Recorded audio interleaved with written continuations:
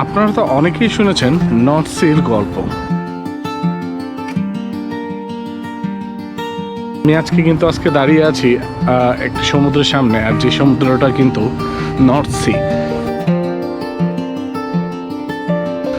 C এবং যেটি কিন্তু আইসল্যান্ড, যে আটলান্টিক এবং আইসল্যান্ডের কথা আপনারা জানেন, যেখান থেকে মেনত উত্তর মেরু বলা হয়, সেই উত্তর মেরুটা কিন্তু আমাদের এই সাইডে পড়বে এবং যার কারণে যখন শীতকালটা আসে তখন কিন্তু পুরো ঠান্ডাটা এই দিক থেকেই শুরু হয়।